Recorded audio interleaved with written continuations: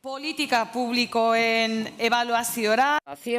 Vamos a volver a la evaluación de políticas públicas y vamos a poner atención en un factor principal, es decir, cómo hay que hacer esa evaluación, cómo hay que medir esa evaluación y los procesos de inclusión.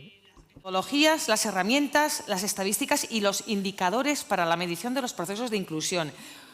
Y nos hablaba Carlos Hinojosa al principio de evaluaciones de calidad, del importante desafío para desarrollar sistemas y prácticas de evaluación sólidos, de los retos metodológicos, como el acceso a los datos o a las competencias para evaluar. Así que son algunas de las miguitas que nos ha ido dejando para esta mesa de análisis que tenemos a continuación, que va a moderar Joseba Zalakain. Zalakainek egia Careaga Fundación. Joseba Zalakain es director del Centro de Documentación y Estudios de la Fundación Egia Careaga Asís, es periodista de formación, pero como profesión está inmerso en la investigación, en la documentación y en los diferentes estudios. Perdón, pero no me sale la palabra. Está especializado en los ámbitos que he mencionado, en políticas públicas, también en cuanto a la atención a personas que se encuentran en situación de dependencia. La elaboración de estrategias de servicios sociales, familia y atención a personas sin hogar del Gobierno vasco, así como en la Comisión Técnica para la Reforma de la RGI y en el ámbito en el que estamos ahora mismo, en la elaboración y evaluación de diversos planes de inclusión social del País Vasco. También ha trabajado en la puesta en marcha de sistemas para la evaluación de la calidad de la atención en el ámbito de los servicios sociales. Les dejo con Joseba y él nos presentará a sus invitados.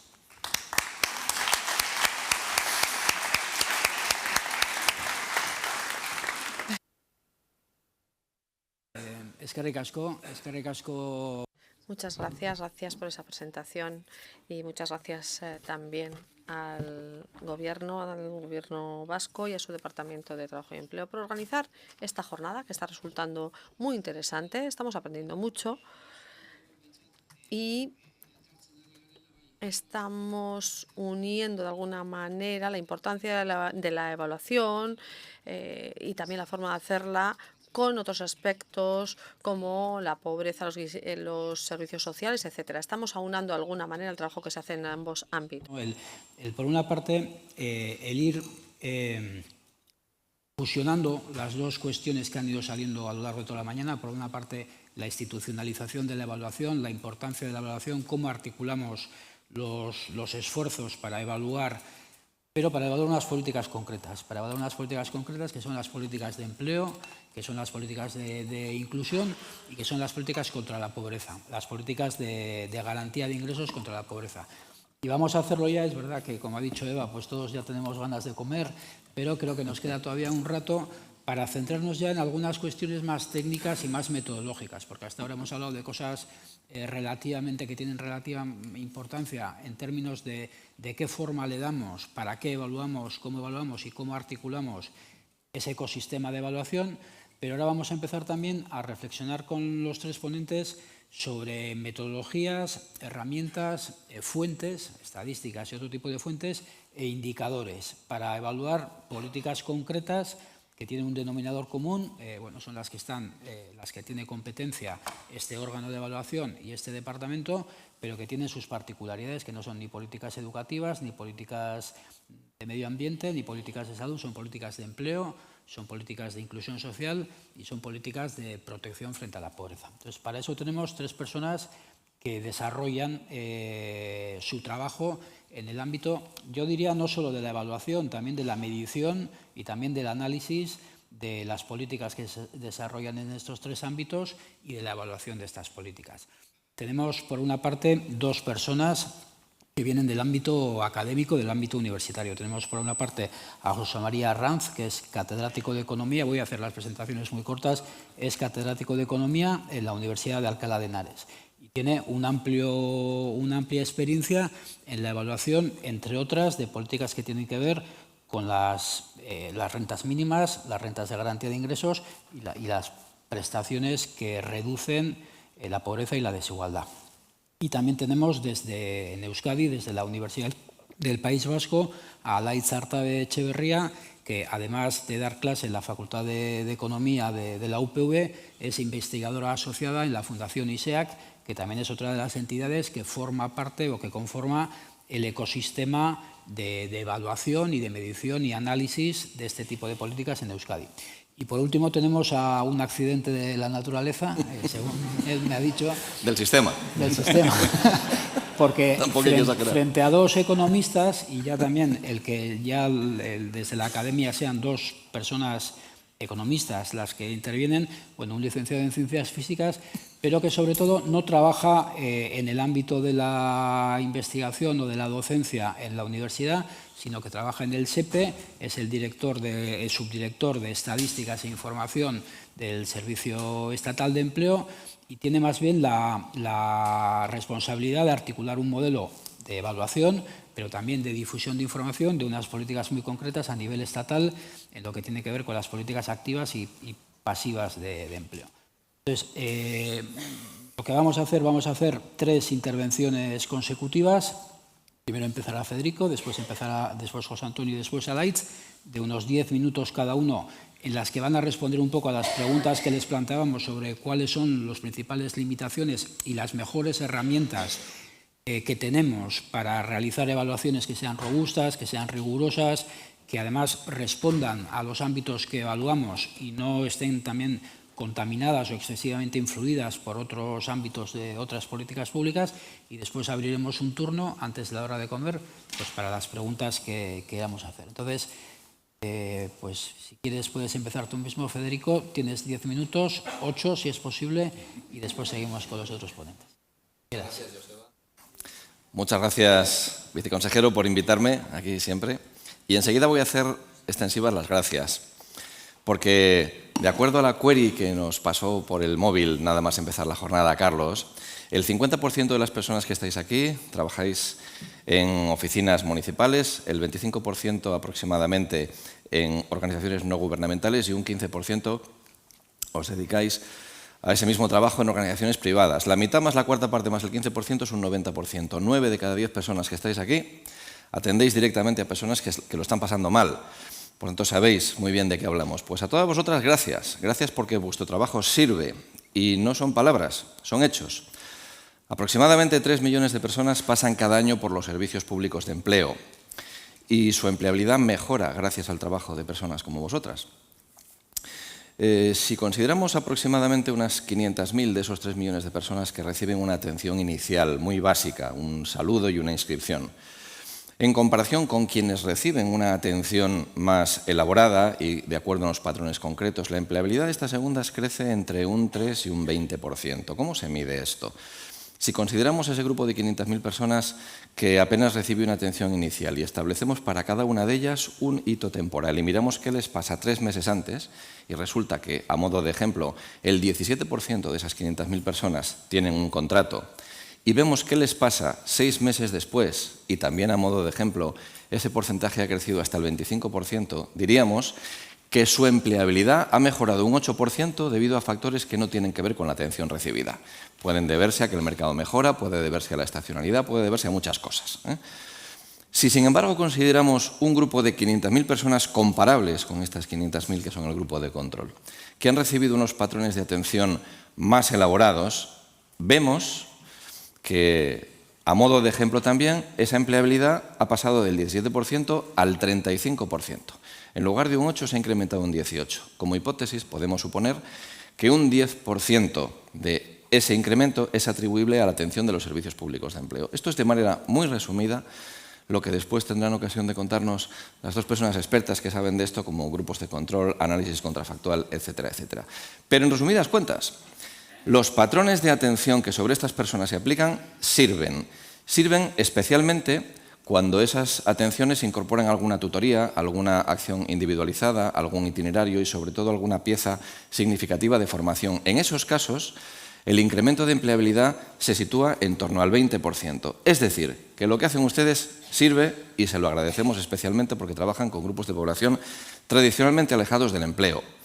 ¿Qué ocurre también? Hay algunos sesgos importantes que conviene destacar. Cuando esas personas son mujeres, quienes participan o quienes atienden, los resultados mejoran también. Habrá que hacer un análisis cualitativo de estos factores, pero es un hecho. Eliminados todos los sesgos, vemos que cuando la atención la proporcionan orientadoras, cuando la atención la reciben mujeres de manera prolongada, mejora la empleabilidad. Y cuando esa atención la reciben personas más alejadas del empleo, bien por ser mayores, bien por tener un bajo nivel formativo, bien por estar en riesgo de exclusión social, todavía mejora más su empleabilidad si esa atención está combinada con algún tipo de protección.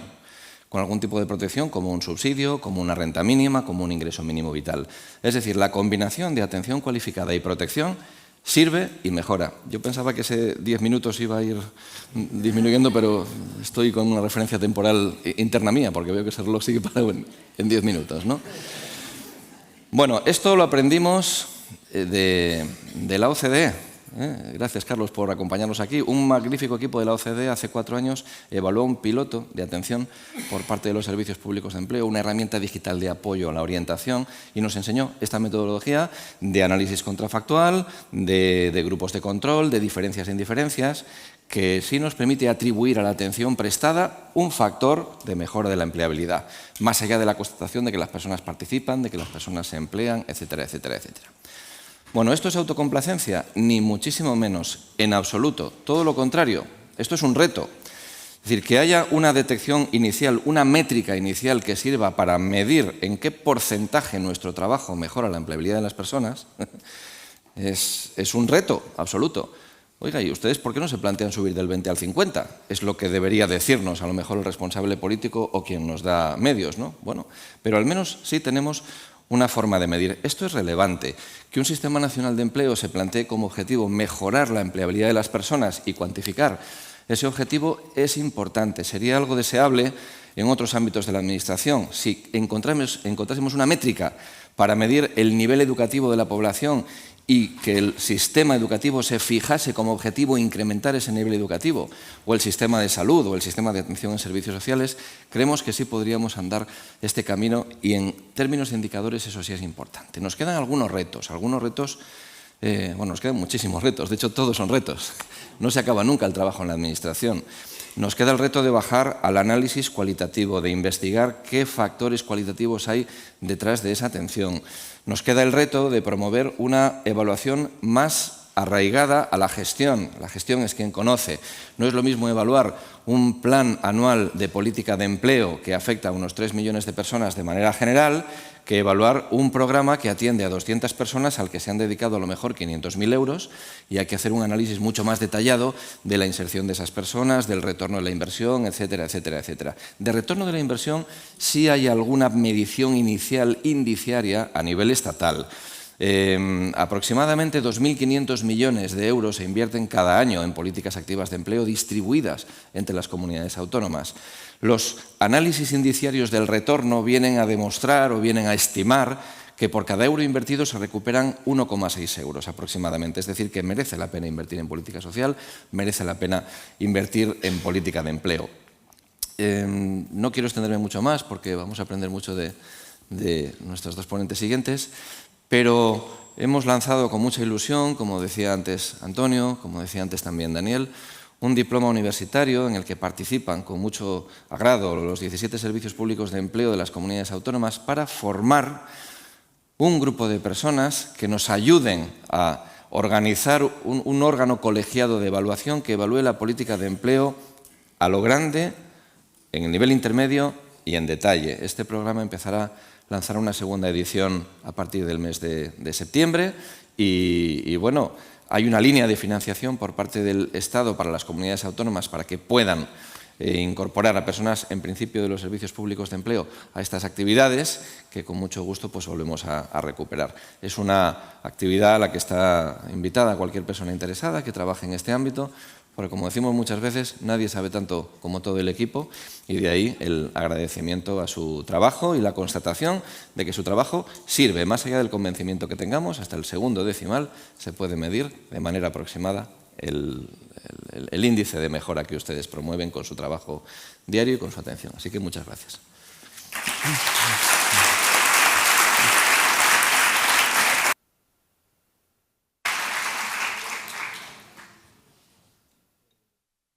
¿Me escucháis? ¿No me escucháis correctamente? Vale, perfecto. Buenos días a todos y agradecimientos al Departamento de Trabajo y Empleo del Gobierno vasco por la invitación. Y yo he hecho una presentación, no sabía un poco el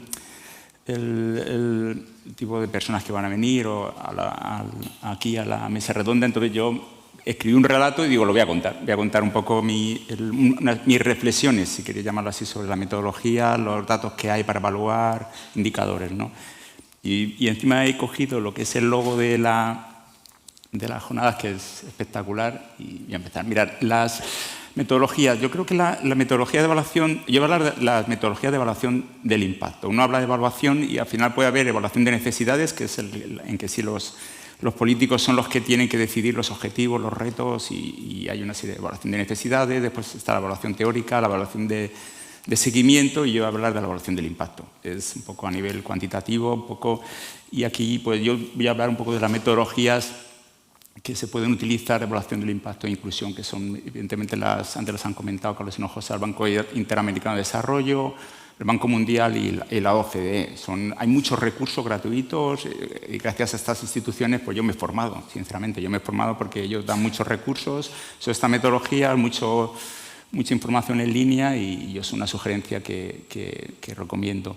La clave es, siempre hay que tener en cuenta cuál es, cuando hablo de evaluación de necesidades, cuál es el objetivo, cuál es la pregunta que queremos responder. En este caso, cuál es el impacto de una política o sobre una variable de interés, ¿no? Entonces hay que definir siempre nuestra variable Y, qué queremos responder. Entonces, y para ello hay que tener claro que el concepto de causalidad. Uno tiene que tener en cuenta no casualidad, causalidad. Para responder a esta pregunta hay que saber cuál es la relación causal. Correlación no es causalidad. Y después también un concepto para mí clave, que es que el resultado no es lo mismo que un impacto. Es lo que hay que tener claro. Uno habla de evaluar los resultados, pues a mí me gusta más muchas veces hablar del impacto, el impacto que puede tener esa política. ¿Por qué? Pues lo que nos interesa es aislar el efecto del programa o la política, pero eso hablo de impacto. Hay que tener en cuenta cuál es el grupo de tratamiento, cuáles son los beneficiarios de la política, y hay que construir un grupo que sea gemelo, un clon que va a ser nuestro grupo de control. Y así se tiene que diseñar las diferentes metodologías. Para ello hay diseños. No voy a entrar en detalle, después Arlait va a comentar esto más en detalle que yo. Son los diseños experimentales, la llamada regla de oro. Lo ideal es que haya individuos gemelos y tú puedas diseñar el grupo de tratamiento, los beneficiarios y un grupo de control que sea idéntico. ¿Qué pasa? Que esto al final tiene, a nivel político, esto puede tener muchas críticas, porque es poco ético decir a beneficiarios que no van a recibir la ayuda porque se les quiere evaluar, ¿no? Entonces, lo que existen después son técnicas cuasi experimentales. Las técnicas de emparejamiento, que es, yo tengo individuos que han recibido la RGI o una ayuda, y quiero construirme con las características de los individuos tratados un grupo de comparación similar, ¿no? Pues para eso lo que hay que saber es que existen una serie de técnicas que no vamos a entrar en detalle, otras como dobles diferencias o regresión en discontinuidad, ¿no? Entonces, y mi reflexión sobre la metodología que se pueden utilizar serían estas, metodologías de evaluación del impacto, ¿no? Pero para esto hay que tener datos. Uno, cuando habla de utilizar técnicas o evaluar políticas, lo ideal es tener datos. Uno, cuando se mete, por ejemplo, he puesto Lambide, ¿vale? Como ejemplo, hay muchos datos, o el Ministerio de Inclusión, hay muchos datos, de migraciones, de empleo, mercado laboral, pensiones, prestaciones, hay muchos datos. Gracias a Dios tenemos datos, pero bajo mi punto de vista son datos a nivel macro. Para un evaluador, al final, tiene datos agregados, y a mí, como evaluador, me interesa tener datos micro, datos de registros administrativos, ¿no? Entonces, uno al final, hay encuestas, como he puesto ahí a la derecha, la encuesta de condiciones de vida o presupuestos familiares, son datos que elabora el INE y deja a disposición de los investigadores, pero sobre todo yo voy a decidir en una encuesta. Gracias a registros administrativos, hace 2 décadas se construyó la muestra continua de vidas laborales, que es una cooperación, es un producto estrella para mí. Yo soy muy fan de los registros administrativos y por eso yo, ya que estoy aquí en este foro, digo, pues se tendrían que dar más libertad, ¿no?, para utilizar los registros administrativos, ya que hay un producto estrella de una muestra, bueno, se llama muestra, pero son registros administrativos, ¿no?, que hace en 2004 pues, una cooperación entre la Agencia Tributaria, la Seguridad Social, el INE, donde dejan a disposición de cualquiera que quiera solicitarlo, tener datos libres ¿para qué? Pues para... Si tienes información de afiliación, prestaciones, pensiones fiscales a nivel personal, puedes evaluar políticas. Si no, no vas a poder evaluar. Uno puede tener fotos, bueno, fotos me refiero, datos transversales, macro, mensuales, pero si uno quiere evaluar políticas desde el punto de vista de la academia o desde el punto de vista de cualquier institución, tiene que tener este tipo de datos. ¿Qué pasa? Que uno al final, ya que está en este foro, reivindica y dice, bueno, pues ¿qué les faltaría? Fijaros, tenemos una base de datos muy potente para evaluar políticas, que la muestra continua, pues yo solamente me propondría mejorarla. Puede crearse unos escenarios. ¿Por qué no se utilizan DNIs anonimizados? Son DNIs anonimizados para que pueda haber que entre todas las, sí que llama a nivel de comunidades autónomas o a nivel estatal, que al final los ficheros de demanda de servicios prestados, de contratos, ¿por qué no se utiliza el mismo DNI anonimizado para poder enlazarlos? Eso es un escenario de máximo, eso puede ser un poco, a lo mejor poco realista, pues si no, pues ponemos otro escenario, el escenario que he llamado 2, incorporar alguna variable de demandas, ocupación y titulación, o de servicios prestados, o de prestaciones y renta mínima, me refiero a cuantías, periodos de derecho. Al final es tener esa base de datos es muy potente, pues le pongamos 10 variables y tendríamos una gran libertad para evaluar cualquier tipo de política que pudiéramos, ¿no? O incluso información de unidad familiar. El problema es que la muestra continua no se tiene, ¿no?, para ser el tipo de evaluación. Indicadores. Una reflexión que yo observo siempre de los indicadores que se construyen son muchos indicadores, yo llamo estáticos. Hay mucha información de, incluso cuando se hacen estudios, de ver el efecto que tiene sobre el número de días o horas trabajadas o el número de ofertas de trabajo a que postulan, o incluso se crean índices de percepción, de empleabilidad, motivación o satisfacción después de esa política. Pues yo creo que faltan indicadores dinámicos a nivel de personas. ¿Cómo se pueden hacer estos tipos de indicadores? Pues enlazando registros administrativos, evidentemente. No, uno puede, o indicadores de calidad del empleo, ¿cómo lo puedo hacer? Pues enlazando ficheros de contratos, de duración, jornadas, si no, no voy a poder hacer este tipo de indicadores. Entonces yo soy más fan de crear indicadores más dinámicos, con enlaces si se pudieran, es una propuesta también para construirte perfiles, trayectorias, etc. 2 minutos. Ya estoy acabando. Voy a poner un ejemplo de este tipo de indicadores longitudinales. Imaginaos, yo puedo coger los datos de la ANVIDE de enero del 2021 a septiembre del 22, yo puedo hacerme un gráfico de demandas, la línea roja, demandantes de Mesamer, de registros administrativos de empleo. Pues a mí, si yo cojo eso de enero del 21 a septiembre del 22, estamos hablando de 21 meses, al final estoy hablando de 8 millones de registros, fijaros, 8 millones de registros de personas, pero al fin, a mí me interesa, yo tengo información de registros, pero me interesa saber cuántas personas son. Y son 645.000 personas, o sea, 8 millones de registros, pero son 645.000 personas diferentes que están, fijaros, 13 meses de media demandando empleo, y de ellos 70.000 son personas que reciben la RGI y 574.000 personas que no reciben la RGI. Si yo cojo estos datos enlazados, pues puedo saber o construirme el tiempo de permanencia en recibiendo, por ejemplo, o demandando empleo. Fijaros, el 70% están, la línea que veis más alta es el 70% de perceptores en este caso de RGI, que están 21 meses en ese periodo de enero del 21 a septiembre del 22. A mí me interesan ese tipo de indicadores. Es tiempo de permanencia, duración. ¿Para qué? Para construirme imaginaos, si esto es enero del 21, gente que está recibiendo o no la RGI, la línea roja son los que la reciben y la línea azul los que no lo reciben. Pues Mesamer va viendo la proporción de permanencia, los que van encontrando un empleo, me refiero. Entonces uno puede construirse en un periodo como un maratón, empezar la carrera, a ver cuántos permanecen o no permanecen en esa situación. Entonces a mí me interesan perfiles. Estos se utilizan mucho en medicina, son perfiles de supervivencia. ¿Para qué? Para saber un poco cuáles son. Esto es a nivel general, para tener un perfilado de cuáles son los individuos que más tiempo permanecen en una situación o no, ¿no? Pero es importante en este tipo de indicadores las condiciones iniciales. Si yo cojo enero del 21, a mí me interesa ver, en enero del 21 hay gente que ya estaría recibiendo la RGI o no la estaría recibiendo la RGI. Pues ¿qué observo? Si lo hago por la situación inicial, yo puedo observar que los que salen antes son los que empezaron a recibirla más recientemente la RGI, hace menos de un año. Y los que permanecen más tiempo son los que llevan más tiempo, más de 5 años. Esto es un ejemplo de indicadores que se pueden construir para tener un poco características. Después a nivel de, fijaros, uno puede hacerlo ya por género, por grupo de edad, por provincia, etcétera, etcétera. Es un poco un tipo de indicadores, un ejemplo que se podían hacer a nivel longitudinal. Muy bien, solamente un segundo.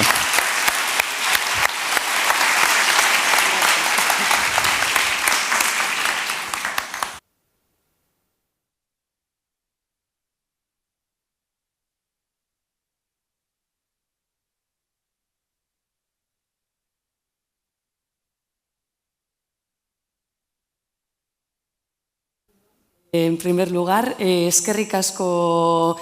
En primer lugar, muchas gracias al Departamento de Trabajo y Empleo. Invitarme a participar en estas jornadas. Bueno, yo también voy a hacer uso de unas diapositivas. Yo creo que es el sesgo de la docencia, que tenemos algunos. Bueno, entonces, yo me voy a centrar un poco más en las metodologías. Pero antes de empezar con ello, pues planteo aquí la pregunta del millón, diríamos hoy, ¿no? ¿Qué es realizar una evaluación de una política? ¿Qué es evaluar el impacto que tiene una política pública? Pues sería evaluar el efecto, el impacto, el cambio que una política pública genera sobre una variable relevante. ¿Vale? Entonces, en este contexto tendríamos sobre todo dos elementos fundamentales. Por un lado es la política pública que queremos evaluar, ¿vale? Y luego a esto le denominamos como tecnicismo el tratamiento que queremos evaluar. Y por otro lado tenemos la variable de interés, que es el objetivo principal de la política pública. ¿Vale? Entonces, aquí tendríamos diferentes indicadores. Esta variable podríamos medir utilizando diferentes variables, incluso considerando diferentes horizontes temporales. Esto sería uno de los hándicaps o uno de los retos que tendríamos siempre a la hora de evaluar, porque ¿qué es el éxito? Antes también se ha hablado. ¿Qué es que una política pública tenga éxito o no tenga éxito? Pues deberíamos de definir adecuadamente esta variable que queremos evaluar. ¿Vale? Antes de empezar con esto, voy a un poco volver a mencionar conceptos que ya se han mencionado anteriormente. Por ejemplo, ¿por qué queremos hacer evaluación de políticas públicas? Pues realizar evaluación de políticas públicas nos va a servir principalmente para identificar cuáles son los factores que han funcionado bien o no han funcionado bien, quiénes han sido los beneficiarios de esas políticas públicas y, en algunos casos, quiénes han salido perjudicados. Nos puede servir también para evaluar el impacto, cuantificar el impacto que esa política pública ha tenido, porque puede que el impacto haya sido pequeño o haya sido grande, y esto también es de gran interés. Y, sobre todo, nos va a ayudar para ajustar las políticas públicas que se han llevado a cabo, para corregir posibles errores. ¿Vale? Entonces, no solo nos va a servir para rendir cuentas, sino la intención debe de ser corregir y mejorar lo que ya se ha hecho. Pero esto, si nos enfocamos solo en la política que estamos evaluando, pero nos puede servir también para recabar información para posibles políticas que se puedan implementar en el futuro. También incluso nos puede servir para un fortalecimiento institucional, porque si tenemos unas evidencias empíricas que corroboran que esa política pública ha sido eficaz, pues también puede ser como una herramienta para fortalecer institucionalmente a la administración pública. Entonces, es fundamental realizar evaluación de políticas públicas. ¿Vale? Entonces, nosotros tenemos diferentes metodologías que nos pueden servir para hacer esto, para evaluar políticas públicas. Algunas de ellas son cualitativas, como pueden ser pues, realizar encuestas a la población de interés, a grupos de expertos. Si no queremos abarcar mucho, una franja amplia de la población, pues nos podemos centrar en grupos focales de expertos, de gente beneficiada, de la población en general, ¿vale? Estos serían, sobre todo, basándonos en encuestas y para obtener indicadores cualitativos, que también son muy útiles, pero luego hay otros métodos que son más cuantitativos, ¿vale? Y dentro de estos métodos hay mucha metodología, hay dispar, ¿vale? Por ejemplo, podemos tener análisis de coste-beneficio. Aquí valoraríamos cuáles han sido los beneficios cuantitativos que ha ocasionado esa política en la sociedad y los compararíamos con los costes que ha ocasionado. Si los beneficios superan a los costes, pues entonces diríamos que esa política sirve, merece la pena aplicarla, porque los beneficios que ha ocasionado a la sociedad han sido mayores que los costes que ha acarreado. ¿Vale? Luego tendríamos ensayos y métodos controlados aleatorizados. Estos ya algunos compañeros míos ya han hablado sobre ellos. ¿Vale? Tienen un coste asociado que suele ser que normalmente los tienes que empezar a diseñar previo a implementar la política. ¿Vale?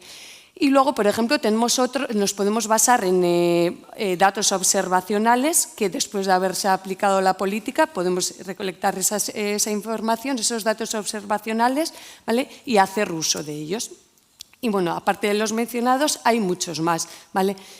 ¿Cuál deberíamos de utilizar? Pues todos ellos tienen ventajas y limitaciones. Y va a depender de los datos disponibles, de los datos que tengamos disponibles.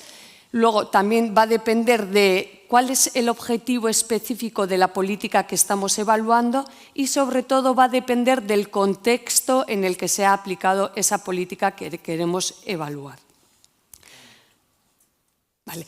Entre nosotros, dentro de tanto en nuestros grupos de investigación en la universidad y también en la Fundación ISEAC, somos muy partidarios de utilizar metodologías cuantitativas, porque normalmente nos ayudan a medir con mejores propiedades el impacto que tiene esa política. ¿Vale? Y dentro de estas metodologías cuantitativas, pues podríamos utilizar tanto, nos podríamos basar en datos experimentales obtenidos mediante ensayos controlados aleatorizados o también utilizando datos observacionales. Y en ambos casos somos partidarios de utilizar métodos contrafactuales para poder medir la causalidad de esas políticas públicas.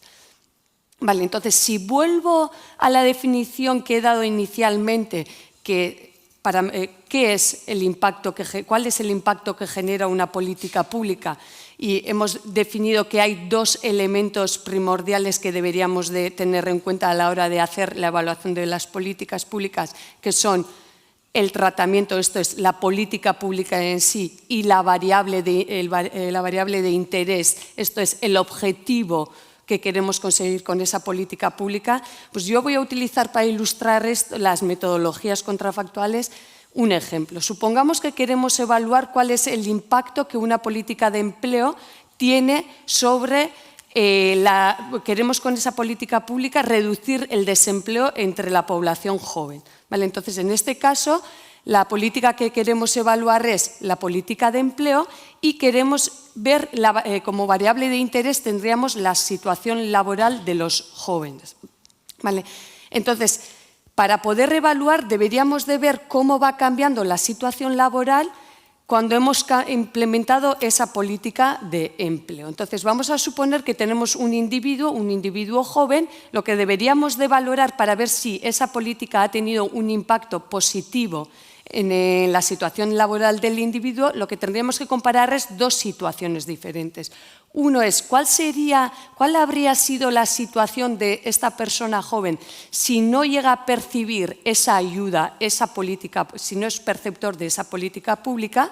¿Vale? Y tendríamos su situación laboral y lo tendríamos que comparar con la situación laboral que este individuo habría tenido si sí llega a ser perceptor de esa ayuda de esa ayuda, de esa política de empleo. Entonces, si vemos que la situación laboral es diferente, entonces podríamos decir que esta política de empleo ha tenido un efecto sobre la situación laboral de los jóvenes.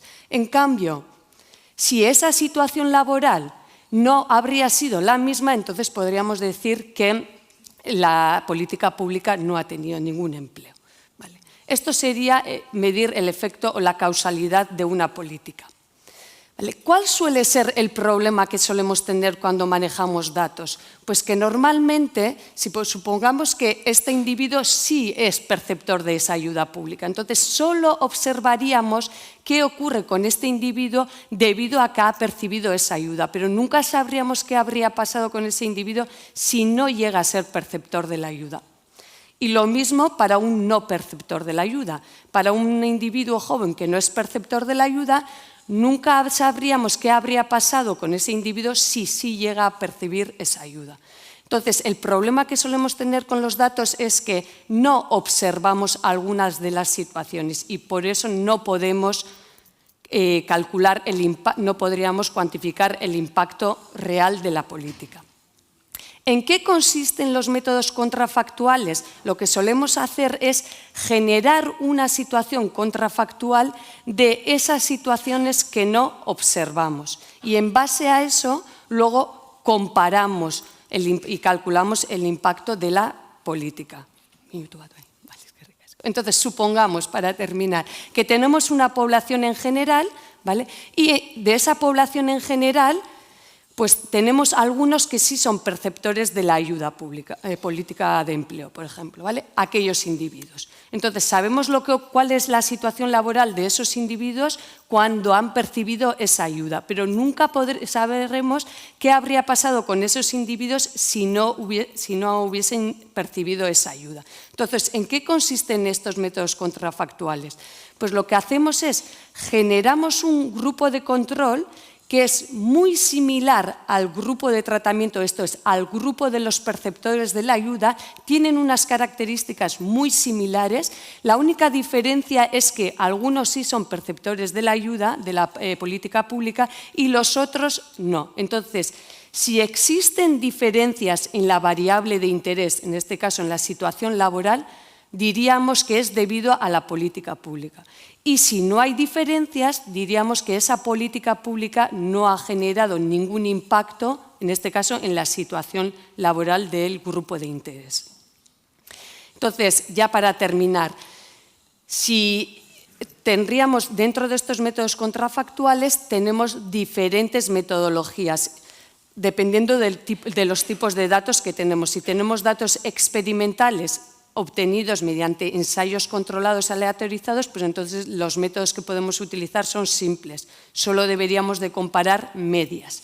En cambio, si son datos observacionales, como sabemos que esos datos observacionales tienen un sesgo, entonces deberíamos de utilizar métodos más sofisticados para calcular ese impacto que ha tenido la política pública. ¿Vale?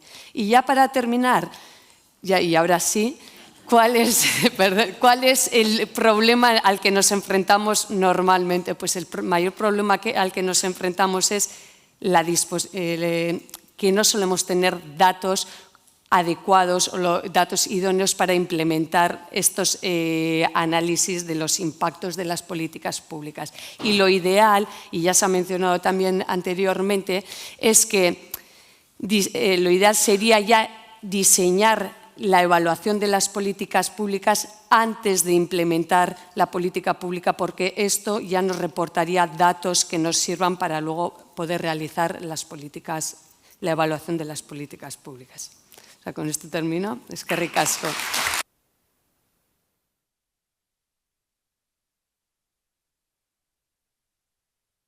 Osondo, pues muchas gracias a los tres por ateneros muy bien al tiempo disponible. Creo que tenemos 10 minutos para preguntas.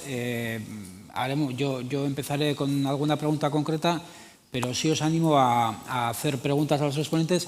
Creo que también podríamos, Pepe antes no ha tenido oportunidad de responder a preguntas, entonces creo que le cedemos una parte de nuestro tiempo también por si alguien quisiera, o de la intervención anterior se ha quedado con hacer alguna pregunta. Yo, mientras os pensáis las que vais a hacer, sí os preguntaría a los tres, estamos hablando de empleo, garantía de ingresos e inclusión social, y estamos hablando de evaluaciones de impacto. Hablando de estos elementos, ha aparecido claramente la necesidad de medir la causalidad. Yo os preguntaría, ¿qué tiene de especial el mundo de las políticas de empleo, de inclusión social y de lucha contra la pobreza, que no son ciencias naturales, no es salud, no es tampoco, de alguna manera no responde a las ciencias duras que se pueden medir en un laboratorio, porque la causalidad es mucho más difícil de determinar. Yo creo que en eso estamos de acuerdo. Creo que Stephen ha hecho antes una reflexión sobre esta cuestión, hasta qué punto la pluralidad metodológica, estamos garantizando, estamos asegurando la pluralidad metodológica, ¿no? A mí mi impresión, pero es una impresión, es que estamos incorporando muchas, Alaitz ha dicho una palabra, sofisticación, muchas herramientas muy sofisticadas que vienen del ámbito de las ciencias más duras, que no siempre tienen en cuenta los RCT, etcétera, etcétera, que no siempre tienen en cuenta muchos de los elementos que inciden en la causalidad de las intervenciones en el ámbito de las políticas sociales. Entonces, ¿hasta qué punto creéis que puede estar habiendo un exceso de confianza en una serie de metodologías de las ciencias duras, por decirlo de alguna manera, digamos, de herramientas estadísticas muy sofisticadas, y que estemos, incluso en la medición de los impactos, dejando de lado, primero, la incertidumbre de los cambios que se derivan de las intervenciones sociales, que están condicionadas por mucho más cosas que la propia intervención, y que requieren métodos de evaluación mucho más plurales, ¿no? Entonces, ¿hasta qué punto creéis que hay ahí un riesgo, o que realmente la apuesta tiene que ser por, bueno, siempre hemos hablado de la práctica basada en la evidencia, entendemos que podemos obtener evidencia de este tipo de metodologías? Entonces, ese avance a esa práctica basada en una evidencia que a veces es discutible, ¿estamos yendo en el camino adecuado, o quizá deberíamos mirar un poco y ver si hay otros caminos que también sean útiles?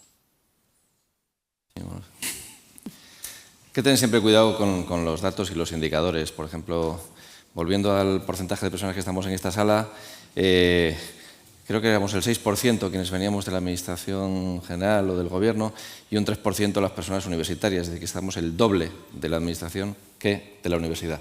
Sin embargo, aquí estamos viendo lo contrario. Hay que tener mucho cuidado con los indicadores, ¿no? Pero es más fácil evaluar cuando se tienen muchos números. Es decir, si tenemos los números de todo el Estado, por ejemplo, esos 3 millones de participaciones, es más fácil poder trabajar a partir de evidencias empíricas observadas sin entrar necesariamente en análisis causal. Es decir, si hay 4 patrones de atención que están mejorando la empleabilidad de las personas un 20%, hay que animar a las administraciones, en principio, a que presten esos 4 patrones de atención. Cuando bajamos a niveles más detallados de atención, la cuestión cambia muchísimo. Y los primeros factores causales que estamos empezando a identificar, y me dirán que no descubro nada, por supuesto, tiene que ver con la capacidad de generar confianza a la participación de las personas. Porque sí es un hecho innegable que la participación sostenida y la participación acompañada de protección acerca a la gente al empleo. Y para conseguir que una persona se fíe del sistema y mantenga su participación 3 o 4 meses en una medida de política activa, a lo mejor renunciando a un trabajo ocasional, pues hace falta generar confianza, ¿no?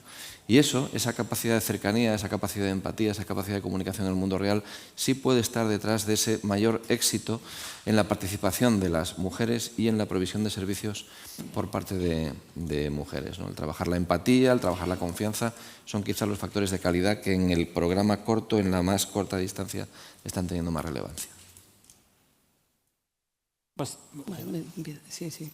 a ver, yo creo que a ver, a mí yo comparto un poco lo que has comentado, de que a veces hay que tener cuidado con el tema de la sofisticación o el tema del...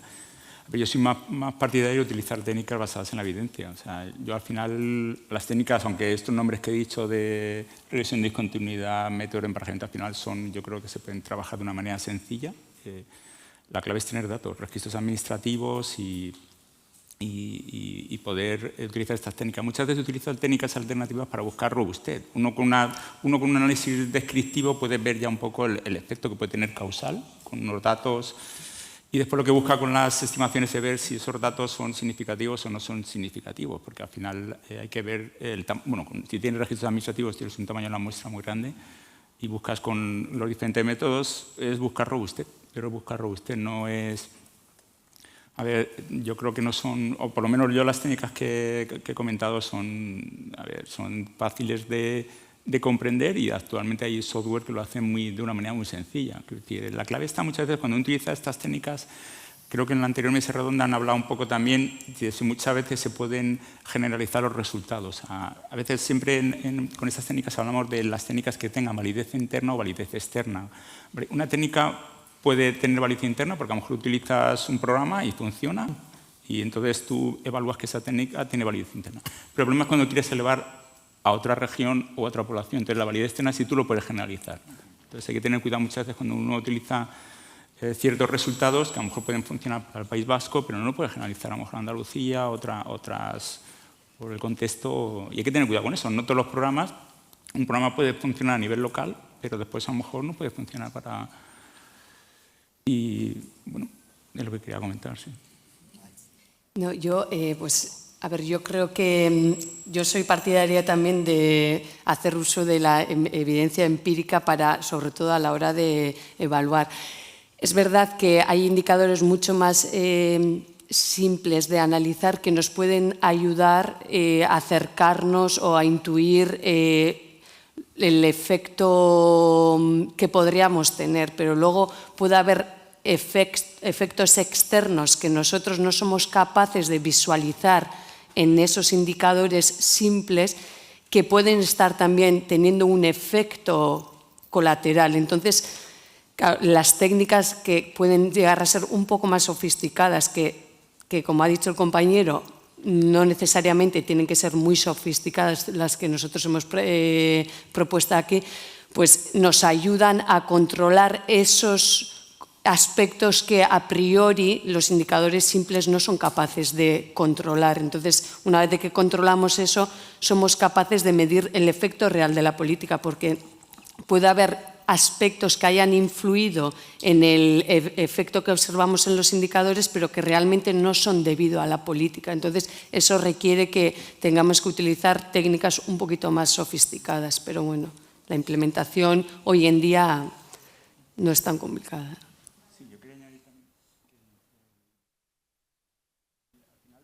Aunque hablamos de que pueden ser complejas, originalmente vienen de la medicina. Al final los experimentos médicos, al final ellos, ¿qué pasa? Ellos trabajan con animales, ratas que son homogéneos, son individuos, son idénticos. Nosotros en economía pues trabajamos con individuos que son heterogéneos. A ver, tú puedes tener individuos por género, edad, al final son diferentes. Entonces, lo que tratamos con las técnicas es controlar, hablamos siempre de conceptos como aspectos observables, que son las características que toman la muestra, el género, la edad, la región, etcétera, etcétera, y los inobservables. Es el comportamiento de por qué hay individuos que son más hábiles que otros, más productivos, y con estas técnicas controlas ese error, los inobservables que hay en los modelos, y es lo que hacen las técnicas. ¿No creéis que estamos haciendo algo muy diferente bueno, utilizan en medicina? Lo único es tratamos de controlar esos aspectos porque hay individuos que son idénticos y se comportan de diferente manera, ¿no? Lo ideal es tener a lo mejor base de datos con gemelos, individuos gemelos. Eso sería lo ideal. Vamos a abrir, vamos a permitirnos 5 minutos. Fernando tenía una pregunta. Sí, por ver un poco como el contexto, ¿no? Es una pregunta concreta, pero con intención. Si el ingreso mínimo vital, en lugar de ser como se ha hecho desde la Seguridad Social, se hubiera hecho desde el Ministerio de Derechos Sociales a los servicios sociales de las comunidades autónomas y ayuntamientos, como un complemento de las rentas mínimas, ¿habría sido lo mismo o habría sido diferente? Yo añadiría una pequeña pregunta. Pepe, yo te preguntaría hasta qué punto crees que en el diseño del IMV se ha aprovechado la evidencia que ya existía, ¿no? Porque partimos de que teníamos 18... España era un laboratorio de rentas mínimas porque teníamos 18 experiencias diferentes desplegadas durante 20 años. Había mucho que aprender de las diferencias entre Euskadi y Andalucía, por ejemplo. ¿A qué punto crees que, bueno, en el contexto que has explicado de la pandemia, etcétera, aprendizajes de la evidencia lo que ya se había ido aprendiendo, esa evidencia prevaleció frente a las cosas que tiene un político en la mesa, que es económicos, ideológicos, las inercias ambientales. Entonces, ¿hasta qué punto crees, se ha dicho el anterior ministro, insistía mucho en el rigor del diseño? ¿Hasta qué punto crees que esa política, y con la pregunta que hacía Fernando, estaba diseñada teniendo en cuenta la evidencia que existía?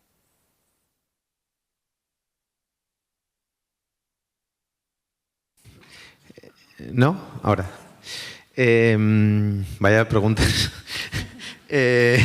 A la primera pregunta sobre si el diseño hubiese sido, o sea, la implementación, el despliegue hubiese sido diferente si no se hubiese encargado a la Seguridad Social su puesta en marcha. Seguramente sí lo hubiera sido diferente y como todo habría tenido pros y contras. Yo creo que había la lectura, y esto enlazo con la pregunta de Joseba, una de las lecturas que se hacía, por ejemplo, era que había un despliegue mejorable, por decirlo así, por ejemplo, de las pensiones no contributivas, que era una política que se paga y se diseña desde la Administración Central, pero que se implementa desde las comunidades autónomas. Y con un despliegue muy irregular y muy desigual. El tiempo de la transición entre la solicitud y el primer cobro, pues ahora no recuerdo los datos, pero había comunidades autónomas donde funcionaba como una pensión contributiva, donde se respetaba el principio de continuidad de rentas desde el acceso a la prestación y el primer cobro, y había comunidades autónomas donde la gente pasaba en media varios meses y hasta años hasta la concesión del... Entonces esto impregnó mucho el diseño y esto empujaba mucho a que la administración encargada de la política fuera una administración que tuviera capilaridad en todo el territorio, con los problemas de que la Seguridad Social no estaba diseñada tampoco para una prestación de la naturaleza del IMV. Pero esta idea de que la implementación hasta el receptor de la prestación llegara de forma homogénea en el territorio sí que impregnó mucho los debates.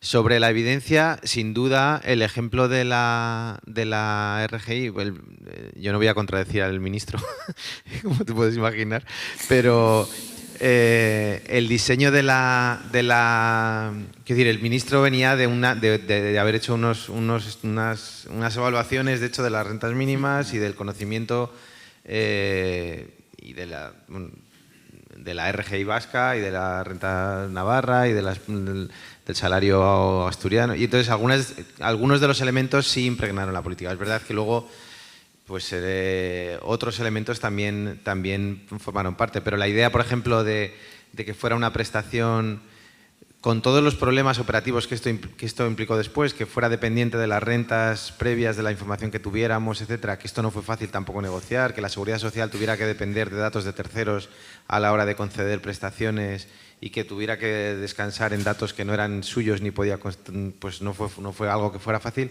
sí estaba impregnado. Obviamente, pues en el diseño de una política, pues luego entran otros elementos que no es solo el mapeo, digamos, de las prestaciones ya existentes, pero de alguna manera yo diría que sí se tuvo en cuenta, vaya. Muy bien. Fernando, yo te quería contestar. Fíjate que no soy Administración del Estado, ni muchísimo menos, pero lo que me viene a la cabeza es... ¿Cuál? Más cerca. Que lo que me viene a la cabeza es, si no es Seguridad Social, ¿cómo podría haber hecho el Estado lo que ha hecho con el IMV? Creo que no tenía otro título competencial. Entonces no tenía otra más que tirar de la Seguridad Social y del concepto que de Seguridad Social nace de toda la doctrina del Tribunal Constitucional. No tenía otra. ¿Alguna pregunta más? Bueno, yo solo dos cosas. Una matización respecto a lo que has comentado antes, ¿no? Yo creo que cuando hablamos sobre todo de políticas de inclusión, estamos con colectivos que desde el punto de vista no observado son profundamente diferentes, heterogéneos, y por tanto es verdad que todas estas evaluaciones de impacto hay que tomarlas con muchísimo cuidado. Y por eso es tan importante complementar una política de impacto con encuestas, con cualitativos, con focus group, con hablar con las personas que intervienen, porque efectivamente si no los datos son duros y nos dicen pocas cosas. Pero eso no significa que no haya que hacerlo, ¿eh? Y cuantos más datos, al menos más información nos da. Pero es verdad que en ese contexto para mí es más algo complementario que algo simplemente que con ella misma puedas evaluar el impacto. Y con respecto a lo que has comentado, Pepe, a mí me preocupa el tema del encaje con las rentas autonómicas y sobre todo porque nosotros estuvimos bastante inmersos en evaluaciones y en tratar de ayudar a implementar rentas autonómicas y cuando aparece el IMV allí empieza a haber una desbandada de todo aquello que estaba en ciernes y que se iba a hacer. Entonces, ahí hay una heterogeneidad brutal entre las comunidades y esto me preocupa muchísimo porque puede llevar a una desigualdad muchísimo mayor de la que ya existe. Entonces, una política que queremos que cohesione resulta que finalmente puede acabar en una política que todavía provoque más desigualdad. No sé muy bien cómo está ese tema ahora o si tienes información.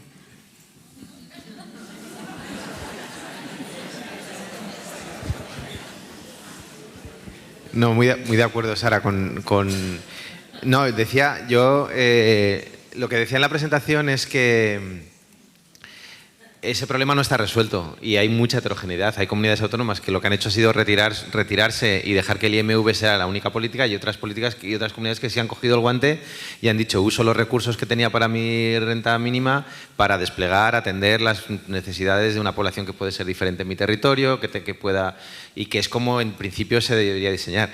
No sé cuál es la capacidad del Gobierno central para imponer acciones a los gobiernos autonómicos en este ámbito y creo que con una cierta heterogeneidad vamos a tener que convivir. Es verdad que se genera esa desigualdad, pero al menos la idea de la puesta en marcha del IMV es que al menos este suelo homogéneo iba a estar presente para todos los ciudadanos, vivieran donde vivieran. Y luego pues la verdad es que no tengo información porque llevo tiempo, como digo, afortunadamente desconectado.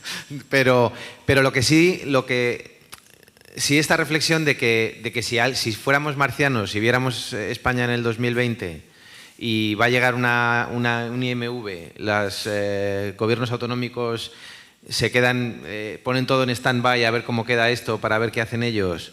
Y en 2024 tenemos algunos que han reformado sus rentas mínimas para adaptarlas, otros que se han retirado, otros que están negociando.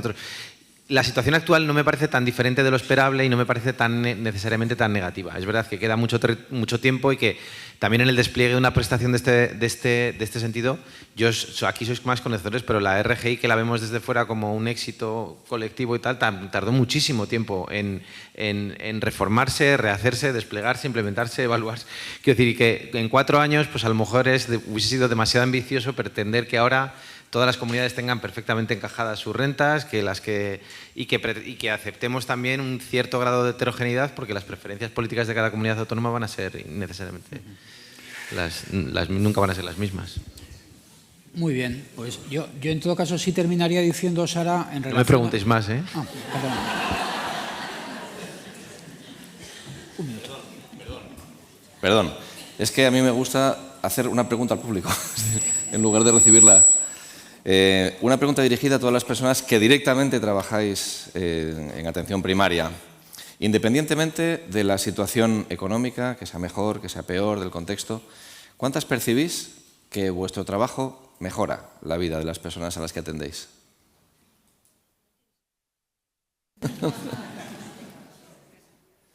Muchas gracias. ¿Tú nos despides? No. Bueno, nos hemos alargado 10 minutos, pero yo creo que ha merecido la pena, ¿eh? Sí. Yo creo que ha merecido la pena. Así que, bueno, Joseba Zalacaín, José María Ranz, Alaitz Artabe, Federico Muñiz,